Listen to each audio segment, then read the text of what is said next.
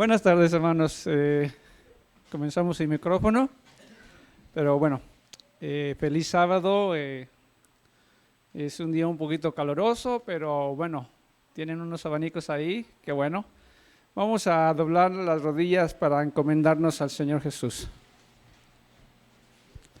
Padre nuestro que está en los cielos, bendito y alabado es su santo nombre. Una vez más venimos delante de su presencia para pedirle, Padre, que en este tema, este estudio, usted nos ayude, su Espíritu Santo ilumine nuestra mente, nuestro entendimiento, bendiga a su pueblo en toda la faz de la tierra, a todos los que escuchan este programa o lo ven, y pedimos que su compañía, sus ángeles, su Espíritu esté con nosotros. En el nombre de Cristo Jesús, amén. Muy bien, hermanos. Quiero compartir ahora con ustedes el tema ahora de la segunda fase de la iglesia. La semana pasada estudiamos sobre la iglesia de Éfeso y ahora vamos a estudiar sobre la iglesia de Esmirna. Recuerden, hermanos, que las 7 iglesias que se mencionan aquí representan todo el periodo de la iglesia cristiana, desde el tiempo del Señor Jesús hasta la última iglesia, o sería hasta el regreso de nuestro Señor Jesús. Estas iglesias nos presentan la condición de la iglesia, su espiritualidad, sus debilidades, amonestaciones, etc. Entonces, si me das la primera diapositiva, Gedi,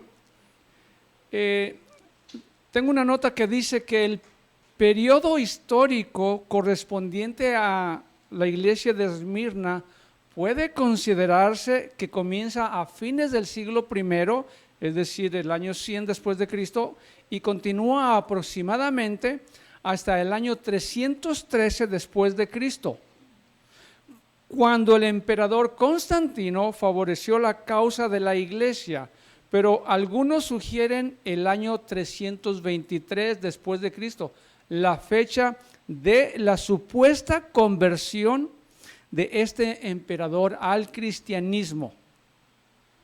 Debe notarse que las profecías de los capítulos 2 y 3 no son en sentido estricto profecías que indiquen tiempo exacto. Las fechas se sugieren sencillamente para facilitar la correlación aproximada de la profecía con la historia. Así que las fechas no son fechas que tienen que ser exactas, ¿no? Yo el sábado pasado, cuando tocamos la iglesia de Éfeso, les mencioné que representa el periodo del año 27 hasta el año 100.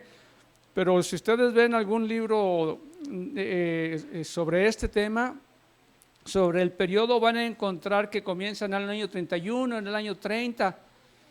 Es de acuerdo como más o menos uno capta. Yo escojo el año 27 porque es el año en el que el Señor Jesús fue bautizado.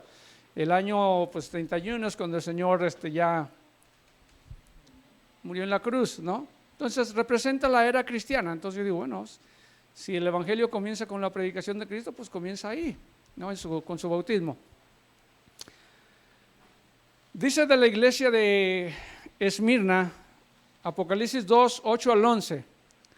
Y escribe al ángel de la iglesia en Esmirna, el primero y el postrero, el que estuvo muerto y vivió, dice esto: yo conozco tus obras y tu tribulación y tu pobreza, pero tú eres rico, y la blasfemia de los que se dicen ser judíos y no lo son, sino sinagoga de Satanás.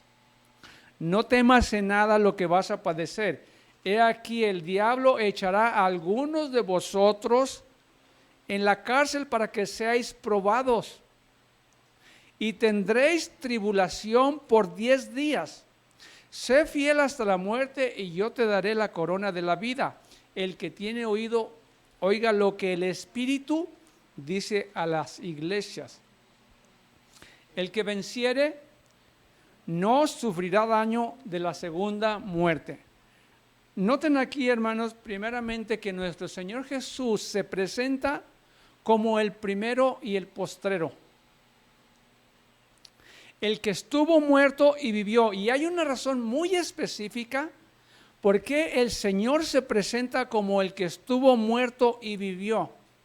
Porque esta iglesia, hermanos, esta iglesia es una iglesia que pasa por una etapa de gran tribulación.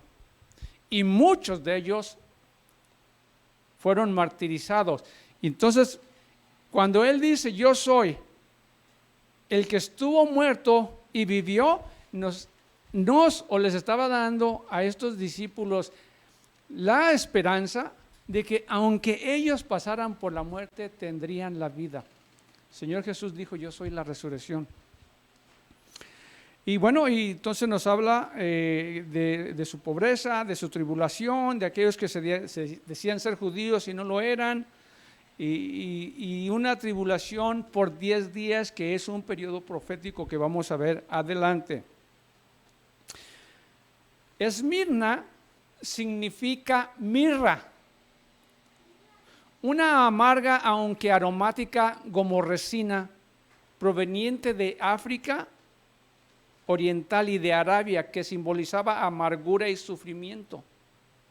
Los eruditos modernos no aceptan esta interpretación tradicional, pues se inclinan a pensar que deriva de Samorna, el nombre de una diosa de Anatolia, que era adorada en esa ciudad. Cualquiera que sea la verdad, cualquiera que sea la verdadera interpretación del nombre de la ciudad, es un hecho histórico que los cristianos de Esmirna han sufrido más que los de cualquiera de las otras ciudades de la región. Yo estoy tomando la posición de que el significado a la iglesia de Esmirna es mirra.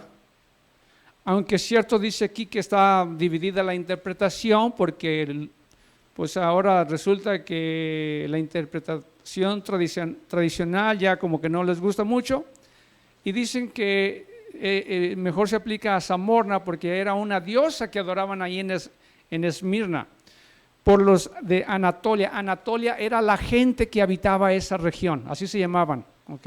Por eso es Anatolia. ¿Por qué escojo yo que se aplica a mirra? Les voy a decir por qué. Pero voy a usar dos pasajes de la Biblia, Mateo 2:1 y Mateo 2:11. Dice que cuando Jesús nació en Belén de Judea, cuando Jesús nació en Belén de Judea, en días del rey Herodes, vinieron del oriente a Jerusalén unos magos. El versículo 2:11, capítulo 2, versículo 11 dice, y al entrar en la casa vieron al niño con su madre María, y postrándose le adoraron, y abriendo sus tesoros le ofrecieron presentes, oro, incienso y mirra. ¿Qué tiene que ver mirra con el nombre de Esmirna? Tiene que ver esto, hermanos. La mirra, esta especie, cuando usted la tritura más, es más olorosa. Más, y más la tritura y es más olorosa. Y entre más la tritura, es más olorosa. Y es un olor grato.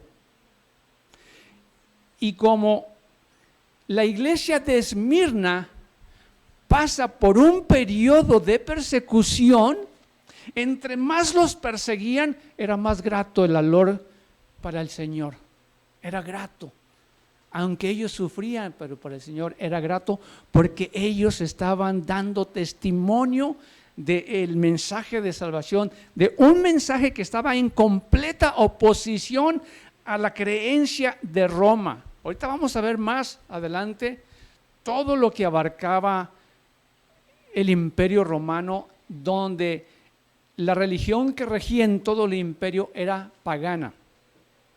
Entonces escojo mirra porque representa la misma experiencia del pueblo que pasó en esta época. Dice también que el Señor conoce la blasfemia de los que se dicen ser judíos y no lo son, sino que son sinagoga de Satanás.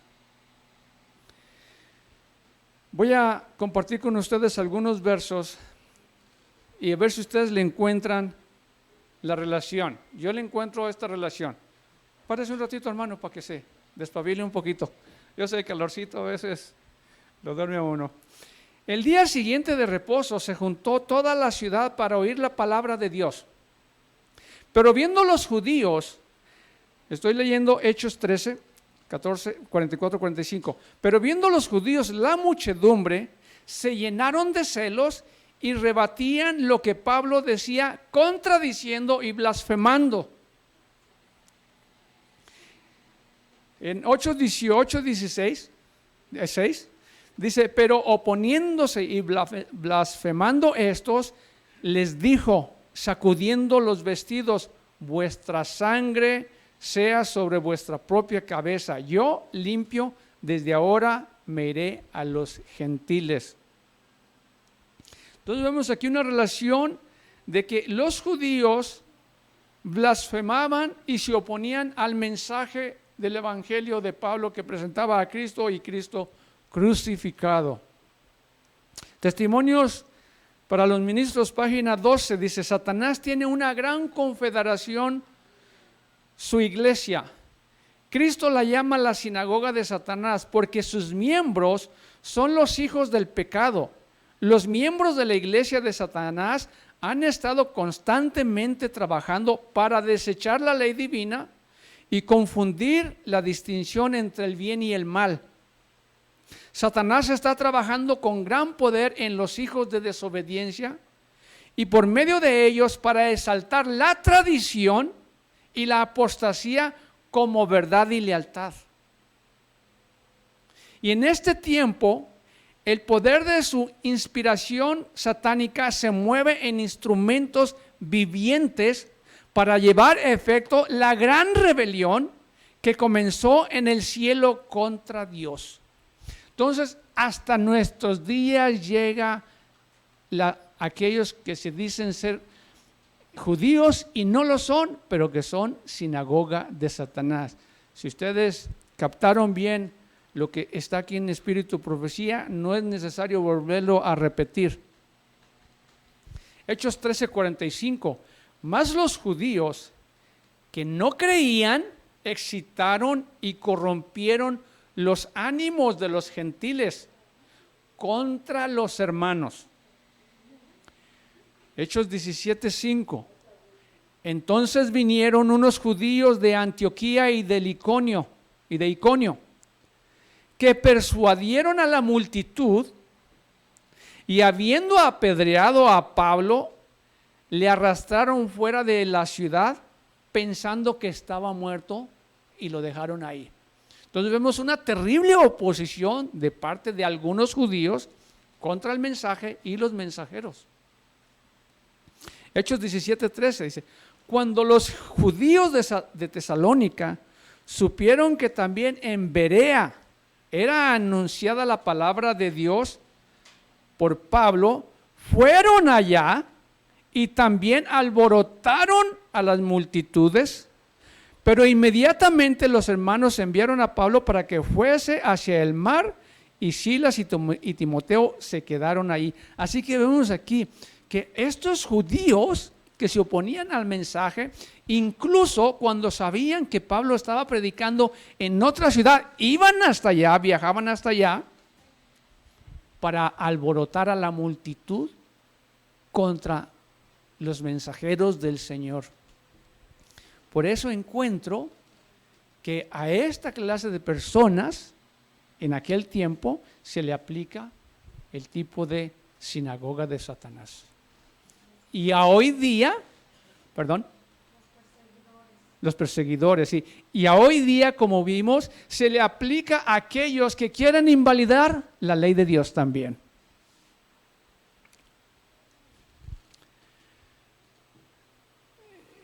Dice que blasfema, ¿no? Y dice aquí en Mateo 12, 22, 24, y hablando de la experiencia del Señor Jesús, ya que el Señor Jesús no se dedicó tanto a predicar, se dedicó más a sanar a las personas de sus enfermedades. Dice, entonces fue traído a él un endemoniado ciego y mudo, y le sanó de tal manera que el ciego y mudo veía y hablaba. Y toda la gente estaba atónita y decía, ¿será este aquel hijo de David? Mas los fariseos al oírlo decían, este no echa fuera los demonios, sino por Belzebú, príncipe de los demonios. Qué tremenda blasfemia, hermanos. Y les voy a decir por qué esa es una tremenda blasfemia. Porque fíjense los otros versos, el versículo 28. Jesús le dijo, pero si yo, por el Espíritu de Dios, echo fuera los demonios, ciertamente ha llegado a vosotros el reino de Dios. El versículo 31 y 32 dice, por tanto os digo, todo pecado y blasfemia será perdonado a los hombres, mas la blasfemia contra el Espíritu no le será perdonado. A cualquiera que dijera alguna palabra contra el Hijo del Hombre, le será perdonado. Pero el que hable contra el Espíritu Santo, no le será perdonado, ni en este siglo, ni en el venidero. La pregunta es, entonces, ¿qué significa la blasfemia contra el Espíritu Santo? La blasfemia contra el Espíritu Santo, es tal y como está aquí, es aquella actitud, posición o oposición que cuando la persona conoce el mensaje bien y después lo niega, comete el pecado imperdonable. Y en este caso el pueblo judío tenían todas las evidencias de que el Señor Jesús es el Mesías que estaban esperando, por todos los milagros que hacía, por todas las cosas que ellos vieron y de las cuales el Señor testificó y sus discípulos. Y cuando Él estaba sanando a personas que estaban poseídas o con enfermedades, y ellos le atribuyen este poder al poder de Belzebú, están cometiendo el pecado contra el Espíritu, del cual no hay perdón, porque tenían todas las evidencias de que los milagros que hacía el Señor eran por el poder de Dios, pero ellos dijeron, es por el poder del diablo. Entonces dijo el Señor, ustedes tienen toda la evidencia, saben que yo he venido de Dios, saben que soy el Mesías. Y atribuirle eso a Satanás, no hay perdón. Y esa es la blasfemia contra el Espíritu Santo. Espíritu de Profecía dice, ellos, los fariseos, atribuían a influencias satánicas el santo poder de Dios, manifestado en las obras de Cristo. De este modo, pecaron contra el Espíritu Santo, obstinados, sobrios y duros de corazón, decidieron cerrar los ojos a toda evidencia y así cometieron el pecado imperdonable. Hermanos, no sé si usted alguna vez ha pecado, espero que no, pero si usted ha pecado después de haber conocido la verdad, a lo mejor usted pueda tener un sentimiento de culpabilidad de que piense que usted cometió el pecado o la blasfemia contra el Espíritu, del cual ya no hay perdón. Le quiero decir que no, hermano. Solamente quienes han cometido este pecado fueron aquel pueblo judío que le atribuyó, teniendo toda la evidencia que el Señor Jesús es el Mesías, le atribuyó este poder, estos milagros a la obra de Satanás. Ese es el pecado que ellos cometieron, y de ahí yo no creo que ahorita haya una persona que ha cometido el pecado contra el Espíritu. Todo pecado puede ser perdonado, lo dice el Señor, aún contra el Señor, pero teniendo toda la evidencia, si un creyente teniendo toda la evidencia de la verdad y se aparta y blasfema en contra de esta verdad, entonces sí puede cometer el pecado, la blasfemia contra el Espíritu o el pecado imperdonable. Pero un acto, un pecado, no le hace que usted sea o tenga esa experiencia de el pecado imperdonable. ¿Viene alguien? Parece que sí, viene Juanito.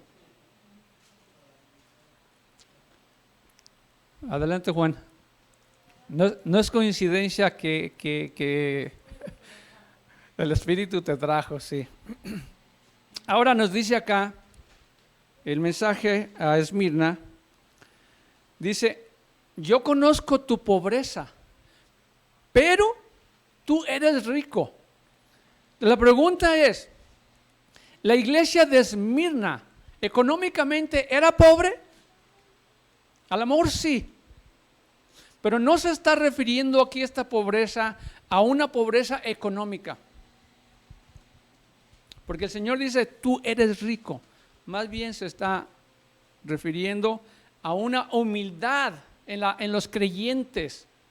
Dice 1 Corintios 1, 26, 28, dice, pues mirad, hermanos, vuestra vocación, que no sois muchos sabios según la carne, ni muchos poderosos, ni muchos nobles, sino que lo necio del mundo escogió Dios para avergonzar a los sabios, y lo débil del mundo escogió Dios para avergonzar a lo fuerte, y lo vil del mundo y lo menospreciado escogió Dios, y lo que no es, para deshacer lo que es. Subrayé la palabra menospreciado por una razón, hermanos. En el periodo que estamos hablando, ya estamos diciendo que comienza del año 100 en adelante al 313 o 323. El pueblo de Dios se encuentra en el Imperio Romano. Para los romanos, hermanos, habían dado libertad a todas las naciones que habían conquistaron el mundo. Y a todos les permitieron que adoraran a sus dioses. Al fin y al cabo eran paganos. Pero a los que el pueblo romano aborrecía y despreciaba más era la religión judía. Y la religión judía, el judaísmo, menospreciaba al cristianismo. Así que el cristianismo en este tiempo era lo despreciable de lo despreciable. ¿Me explico? Los judíos, los romanos desprecian a los judíos. Los judíos desprecian a los cristianos. Roma desprecia al cristianismo por ser lo despreciable de lo despreciable. 2 veces despreciable. ¿Captan la idea? Dice el mensaje, no temas en lo que vas a padecer. He aquí que el diablo echará a algunos de vosotros en la cárcel para que seáis probados y tendréis tribulación por 10 días.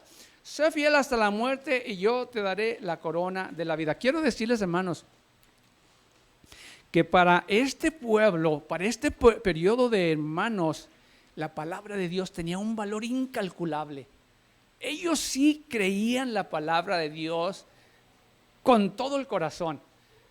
Nosotros, como estamos en un tiempo de paz, a veces hablamos de aflicciones y cosas así, y queremos así como aferrarnos bueno, sí nos aferramos, ¿no?, a las promesas de Dios, pero este pueblo, hermano, estos hermanos en este periodo, realmente la palabra tenía significado. Ahorita lo vamos a ver, pero profundo. Dice,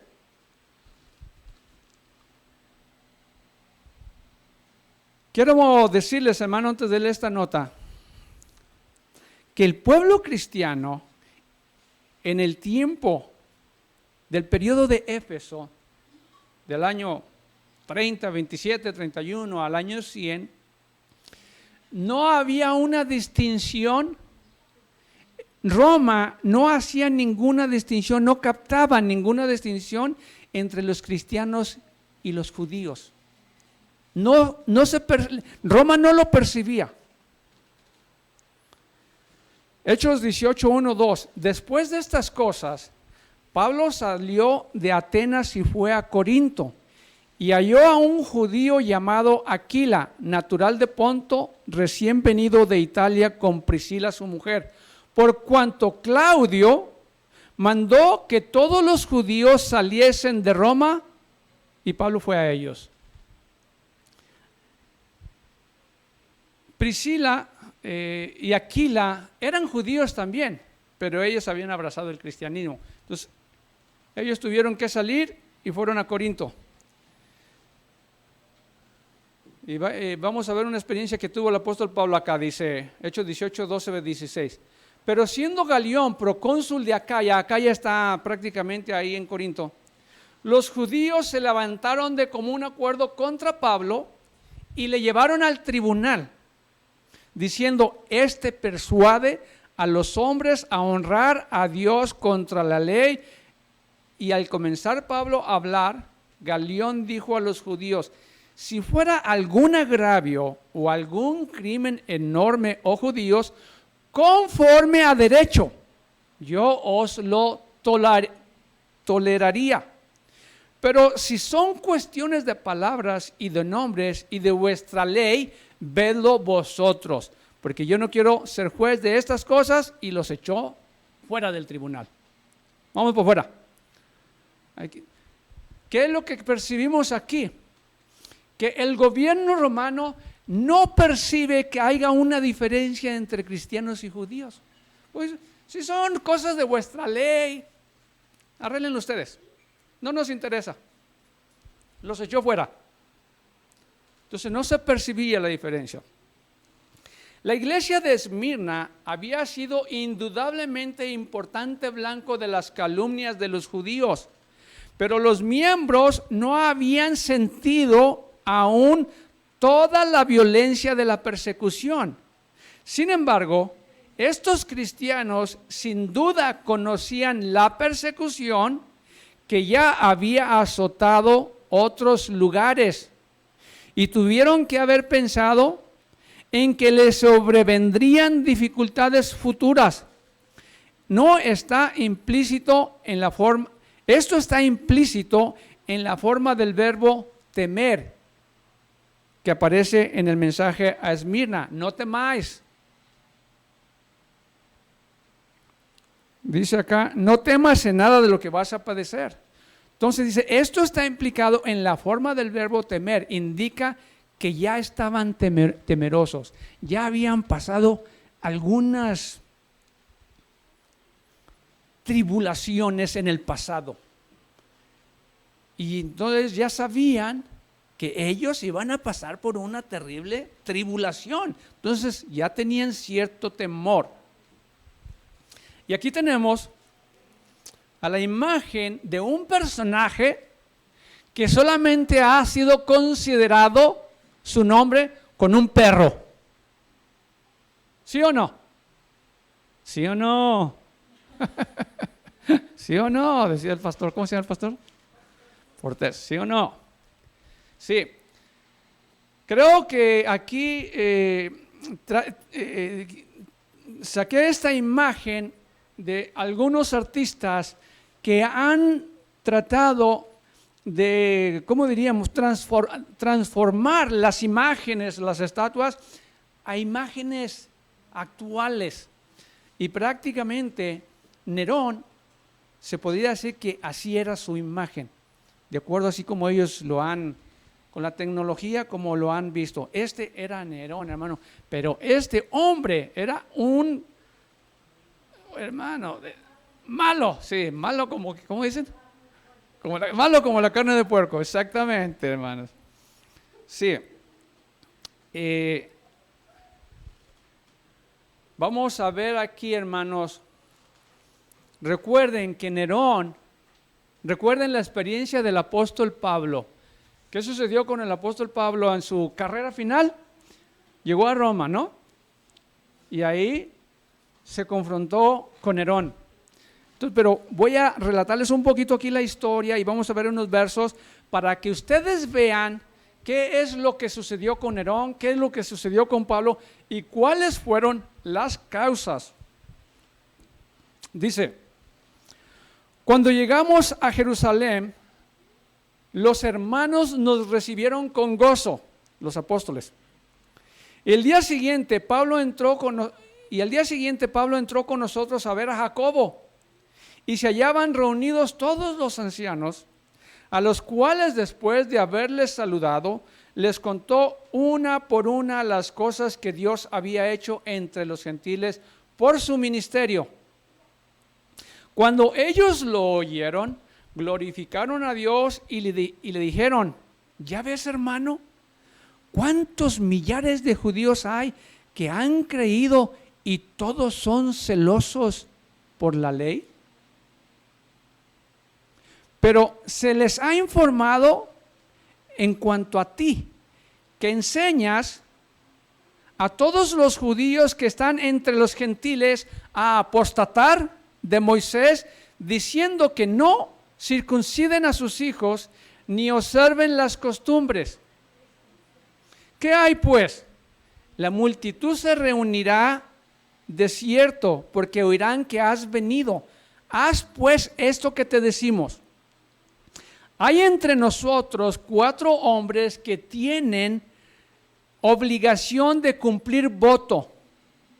Tómalos contigo, purifícate con ellos y paga sus gastos para que se rasuren la cabeza y todos comprendan que no hay nada de lo que se les informó acerca de ti, sino que tú también andas ordenadamente guardando la ley. ¿Qué piensan ustedes de este consejo?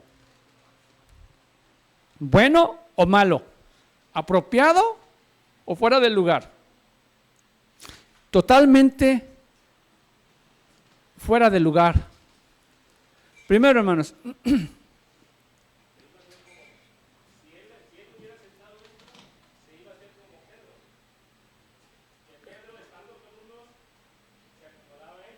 ajá. ¿Sí?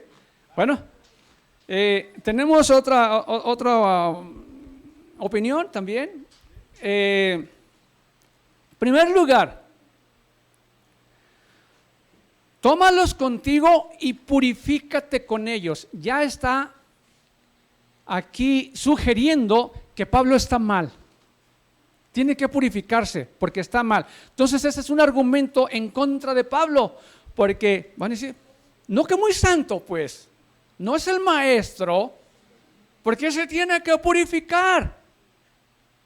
El voto ese de raparse la cabeza era un voto nazareno, que después de hacer ese voto se rapaban la cabeza, cuando hacían los sacrificios quemaban el cabello y cosas así. Pero ¿por qué Pablo se tenía que purificar? No tenía nada. Entonces, hermanos, fue una decisión de Jacobo muy mala, porque una vez que los judíos, después que lo vieron fuera del templo y lo vieron con 2 discípulos gentiles, pensaron que Pablo había entrado al templo con gentiles profanando el templo. Sigue diciendo, Hechos 21, versículo 27-28. Pero cuando estaban para cumplirse los 7 días de esta ceremonia, unos judíos de Asia, al verle en el templo, alborotaron a toda la multitud y le echaron mano, dando voces: varones israelitas, ayudad. Este es el hombre que por todas partes enseña a todos contra el pueblo, la ley y este lugar. Y además de esto, ha metido a griegos en el templo y ha profanado este santo lugar. Y procurando ellos matarle, se le avisó al tribuno de la compañía que toda la ciudad de Jerusalén estaba alborotada. Agarraron a Pablo, la muchedumbre, lo golpeaban, lo jalaban, lo iban a matar. Pero alguien le habló al tribuno. Es decir, el tribuno viene siendo como un ejército de romanos y vienen y rescatan a Pablo, se los quitan de la mano. Voy a relatarles un poquito lo que aparece en Hechos de los Apóstoles, desde el versículo 13 en adelante. Se lo quitan a la multitud de los judíos. Pero en cierto momento les dice Pablo, ¿me permites hablar? Habla. Y Pablo les habla en griego. Dice el centurión, wow, ¿hablas griego? Claro. Y cuando se dirige a los judíos, se dirige en hebreo. Y cuando oyen en hebreo, wow, le ponen más atención. Entonces ahora el tribuno manda a traer el Sanedrín. Y cuando está Pablo ante el Sanedrín, empieza a contar su experiencia de su conversión. Lo que pasó cuando iba en camino a Damasco. Pero no pudieron soportar cuando él mencionó que el Señor lo mandó a predicar a los gentiles. Hasta ahí nomás llegó. Y otra vez la turba, ¿no? Comenzaron a agredirlo. Y otra vez el centurión se los quita y se lo llevó a Cesarea. Allá fueron a seguirlo otra vez, a acusarlo otra vez. Entonces ahora en Cesarea se lo deja al gobernador Félix.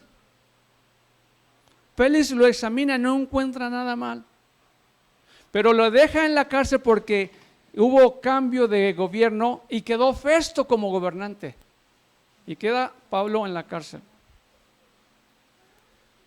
Festo se lo presenta al rey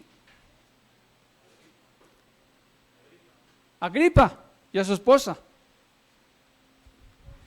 Entonces Festo, como lo tiene en condición de preso, le dice a Pablo, ¿quieres ir a Jerusalén a ser juzgado? Dijo, no, estoy ante César y a César apelo. Dijo, a César irás. Y por eso lo llevaron a Roma. Por eso es que lo llevan a Roma, a Pablo. Hermanos, ¿tú crees que Pablo iba a encontrar justicia con un emperador que mató a su madre, que mató a su hermano y que mató a su esposa? Y que a su caballo lo nombró general y los soldados se tenían que cuadrar ante el caballo general, mi general. Y cuidado que el que no lo hiciera, cuidadito. Pero mató a su madre y abrió el vientre de su madre porque quería saber de dónde había salido. Dice Hechos de los Apóstoles, página 387, Pablo no podía esperar mucha justicia del César, a quien había apelado. Nerón era de moral más degradada y de carácter más frívolo y al mismo tiempo capaz de crueldades más atroces que cuantos gobernantes le habían precedido. Las riendas del gobierno no podían haber sido confiadas a un dirigente más despótico. El primer año de su reinado se destacó por el envenenamiento de su hermanastro, heredero legítimo al trono. De un abismo a otro de vicios y crímenes, Nerón había descendido hasta asesinar a su propia madre y después a su esposa. No hubo atrocidad que no perpetrara ni vileza a la cual no se sometiese. A cada alma noble inspiraba solamente aborrecimiento y desprecio. Y allá fue Pablo. ¿Tendría esperanza Pablo de ser liberado? No. Pero noten lo que sucedió. Desde un punto de vista humano, era segura la condena de Pablo ante semejante juez. Y Dios protegió a su siervo. En ocasión de la visita de la causa de Pablo, las denuncias hechas en su contra no pudieron ser probadas. Y contrariamente a la expectativa general y con una consideración por la justicia totalmente opuesta a su carácter, Nerón absolvió al procesado se le quitaron las cadenas, Pablo volvió a ser libre. Qué interesante, pero nomás por un año.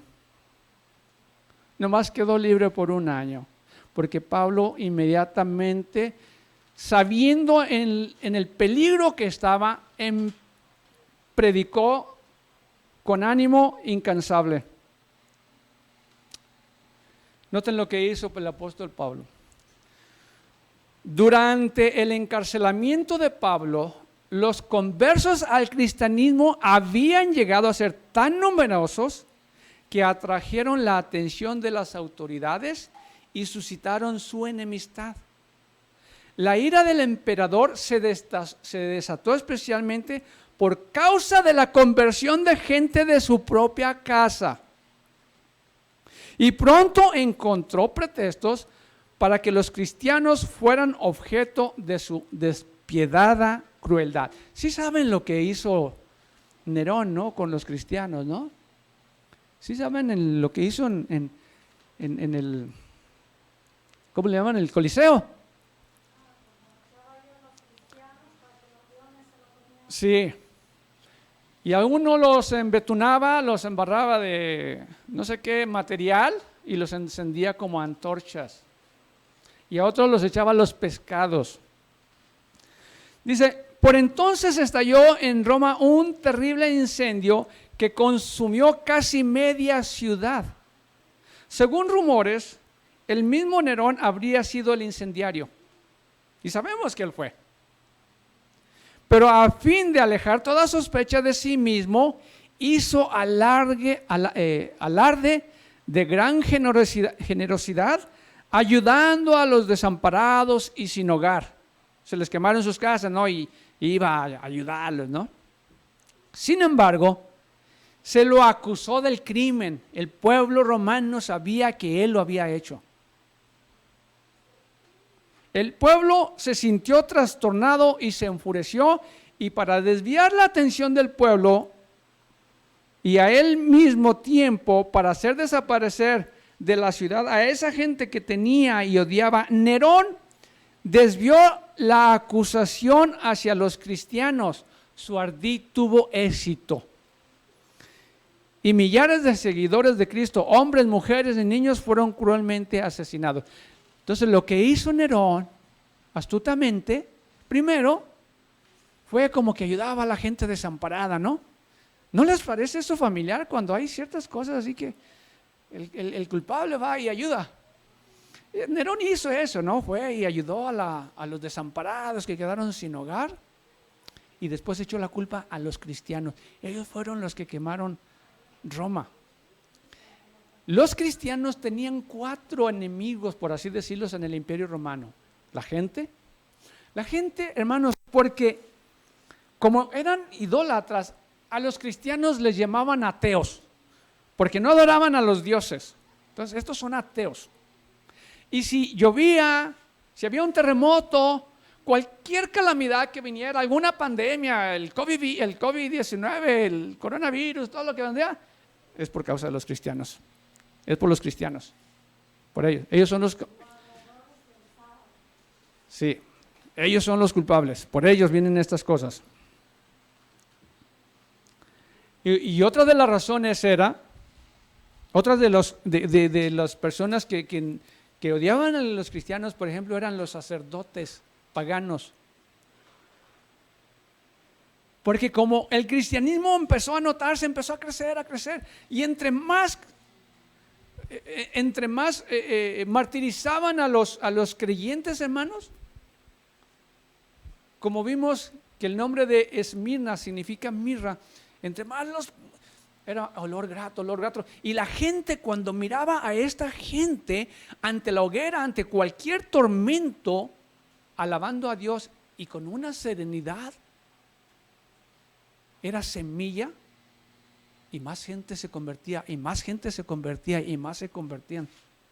Entonces los sacerdotes paganos tenían muchos celos porque ya no venían a comprarles sacrificios. Y había los artistas también.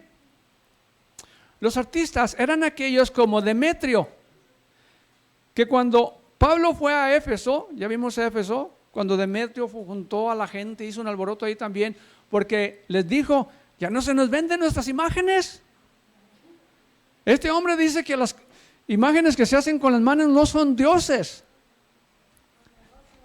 El negocio va para abajo. Los emperadores, hermanos, tenían la estatua y una de las adoraciones que hacía el pueblo romano era que los incensaban, les ofrecían incienso. Entonces, ahora los emperadores romanos también tenían celos porque no se les honraba como divinidades. Aquí hay una cita de Espíritu Profecía que dice: fui llevada al tiempo cuando los idolatras paganos persiguieron cruelmente a los cristianos y los mataron. La sangre fluía en torrentes, los nobles y los doctos y el pueblo común por igual fueron muertos por no renunciar a su religión. A pesar de la persecución y el sufrimiento, esos cristianos perseveraron. Ellos no bajarían la norma, mantuvieron pura su religión. Vi que Satanás exaltó y triunfó, causando los sufrimientos del pueblo de Dios. Pero Dios vio con gran aprobación a sus fieles mártires, y los cristianos que vivieron en esta terrible época eran muy amados por Él, pues estuvieron dispuestos a sufrir por su causa. Cada sufrimiento soportado por ellos aumentó su recompensa en el cielo, y aunque Satanás se regocijó por el sufrimiento de los santos, sin embargo no estaba satisfecho.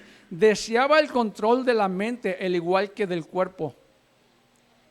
Los sufrimientos que estos cristianos soportaron los acercó más al Señor y los llevó a amarse los unos a los otros.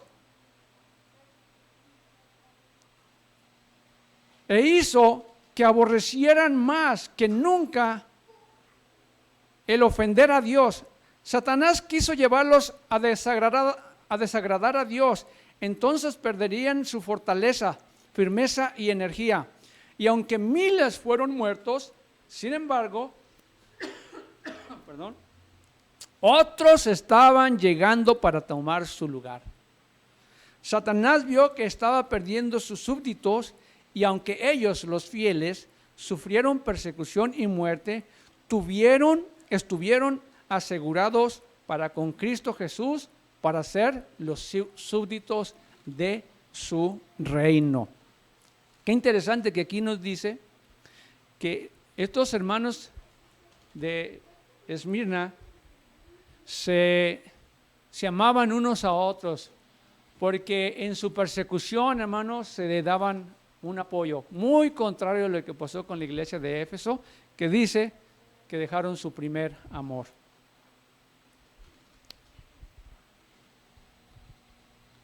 Dice, no podía escapar a la atención de sus enemigos la obra de Pablo entre las iglesias. Después de su absolución en Roma, desde los comienzos de la persecución de Nerón, los cristianos se convirtieron por doquiera en una secta proscrita. Pasado algún tiempo, los judíos incrédulos concibieron la idea de achacar a Pablo. Ahora fíjense, los judíos achacan a Pablo el crimen de haber instigado el incendio de Roma. Ninguno de ellos ni por un instante lo creyó culpable, pero sabían que semejante acusación hecha con la menor apariencia de probabilidad acarrearía su condena. Debido a sus esfuerzos, Pablo fue detenido nuevamente y llevado enseguida a su prisión final.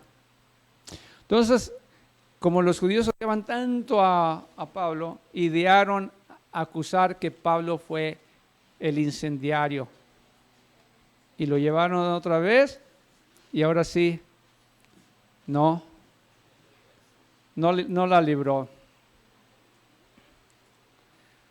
Nos habla aquí de algunas persecuciones intermitentes, permítanme.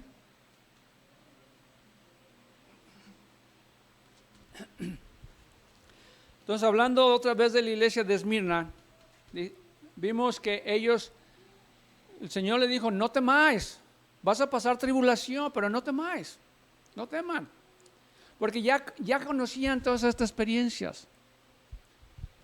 Y dice, no solamente eso, dice, persecuciones intermitentes lanzadas por diferentes emperadores romanos caracterizaron la situación de la iglesia durante ese periodo.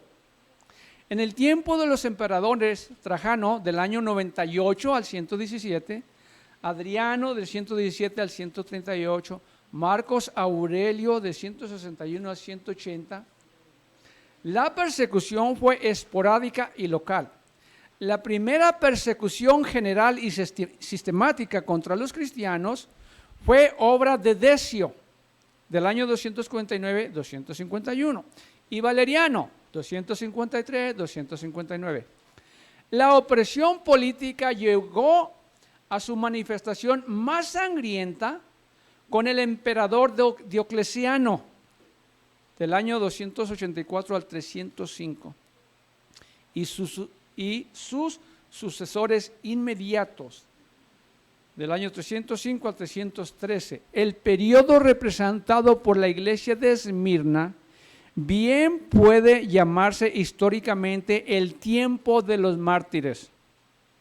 Los siglos que han transcurrido desde entonces han sido perfumados con el amor y la consagración de los millares de anónimos que en ese periodo fueron fieles hasta la muerte. Hermanos, gracias a estos hermanos que hoy nosotros gozamos de todos los privilegios que tenemos de libertad, de las escrituras, de la libertad de conciencia, de la libertad de reunirnos. El emperador Trajano decretó la primera política oficial romana contra el cristianismo en la famosa Carta 97 dirigida a Plinio el Joven, su gobernante en Bitinia y Ponto en Asia Menor. Trajano trazó un procedimiento para tratar a los cristianos que eran en ese tiempo una sociedad religiosa ilegal. Ordenó que los funcionarios romanos no habían de buscar a los cristianos, pero que si los que eran traídos ante ellos por otros delitos resultaban ser cristianos, debían ser ejecutados, a menos que renegasen de su fe. Este edicto, aunque estuvo lejos de ser puesto en vigor, uniformemente permaneció como ley hasta que Constantino promulgó su edicto de tolerancia en el año 313.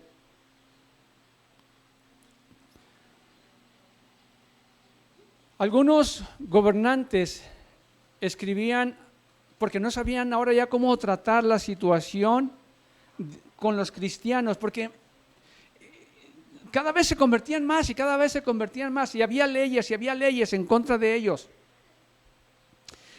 Y llegan algunas cartas a estos gobernantes, por ejemplo, preguntaban, ¿debemos infligir las penas a los niños igual que a los adultos? Y aquí, por ejemplo, tenemos que Trajano a sus gobernantes les dijo, no los persigan, pero si llegan ahí, si los traen por algún delito y resulta ser cristianos, y si no reniegan de su fe, si no, si no abandonan su cristianismo, ejecútenlos.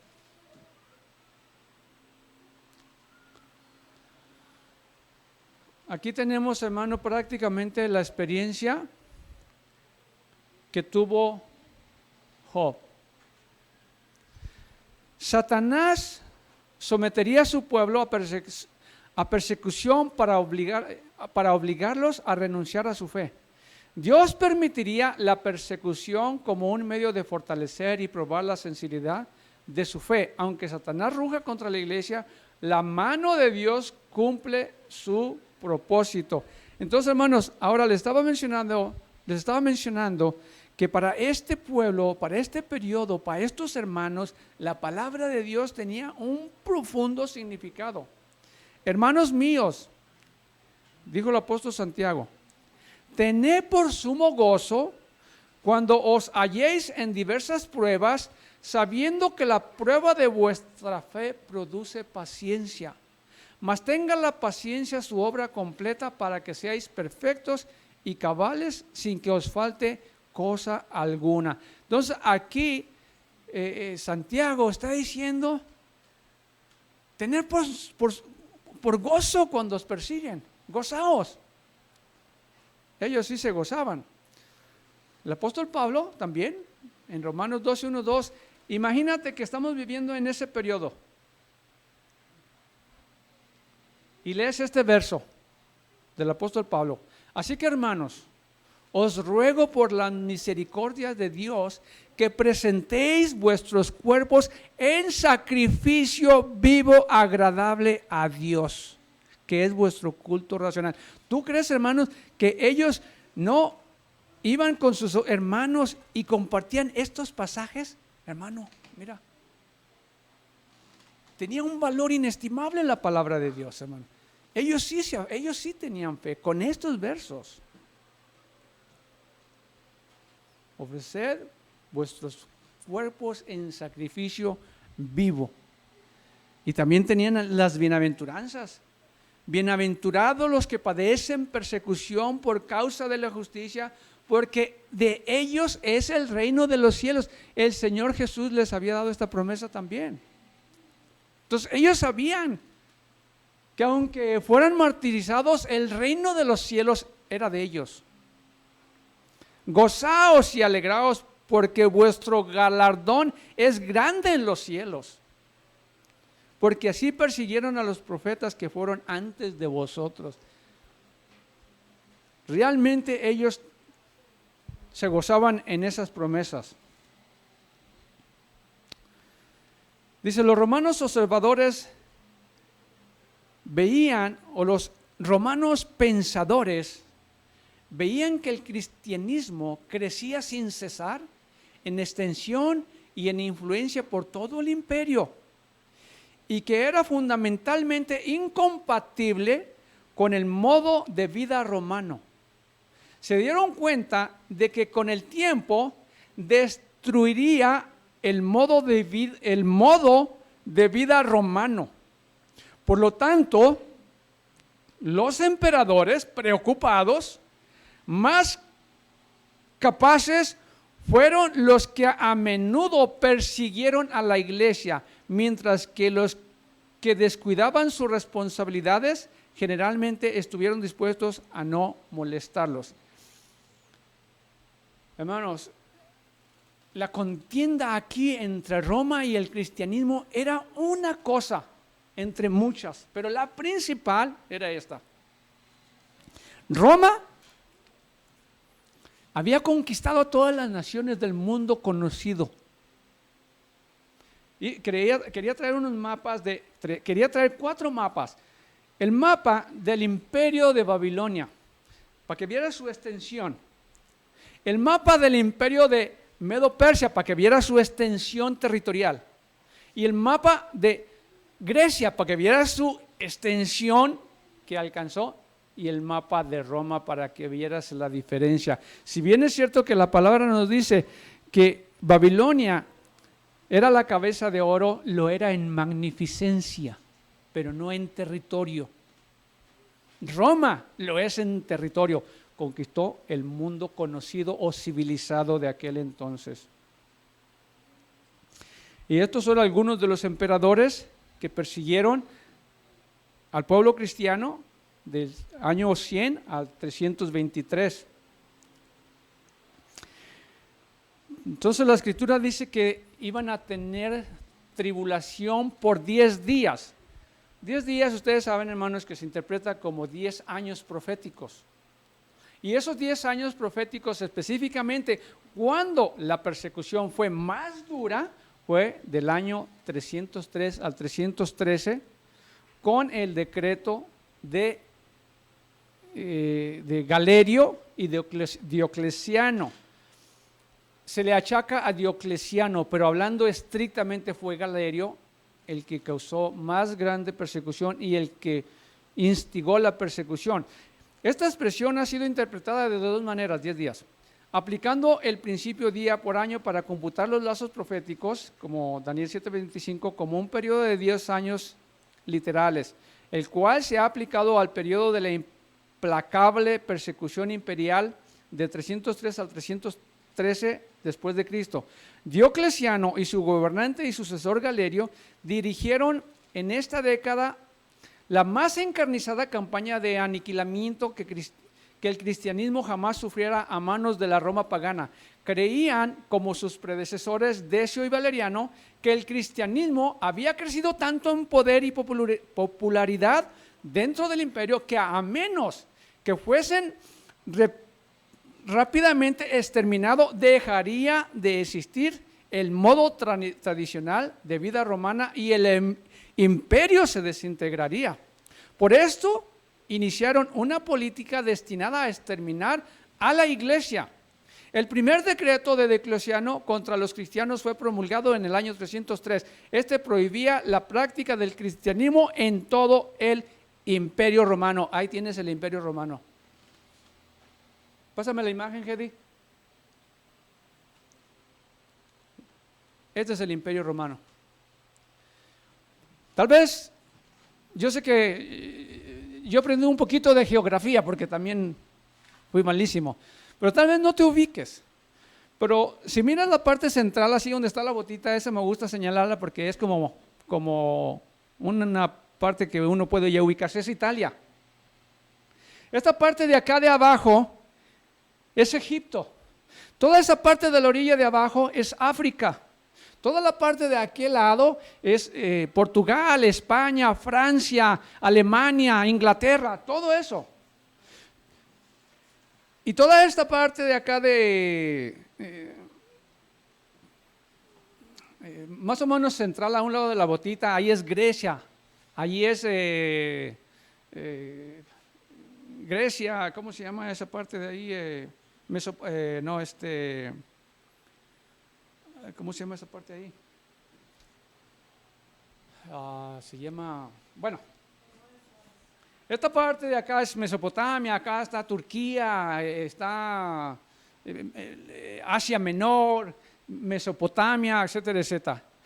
Realmente es todo el mundo, todo el mundo. Pero los gobernantes, hermanos, casi todos morían asesinados, los gobernantes romanos. ¿Saben por qué? Porque los soldados eran los que los llevaban al poder. Y habían conspiraciones y duraban 2, 3 años, los asesinaban y luego venía otro y otro y otro y otro. Y Diocleciano ideó compartir el imperio. Y entonces él unió a Maximiano y se repartieron, dame la otra imagen, Gede, y se repartieron el imperio.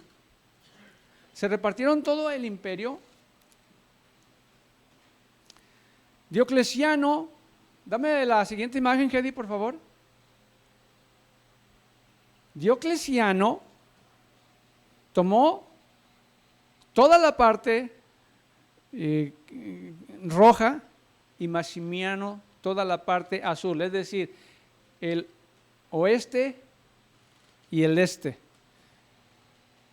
Pero después añadió a otros 4 emperadores más. El imperio se dividió. Hermanos, ya aquí, pues, ya creo que no es necesario entrar tanto en la historia, pero cuando se dio el decreto de Diocleciano contra los cristianos, los ejércitos romanos empezaron a entrar a las iglesias, creían que iban a encontrar ornamentos y tal vez coronas y cosas valiosas, y no encontraban nada. Lo único que encontraban, dame la siguiente imagen, eran las escrituras. Y pues las quemaban las escrituras.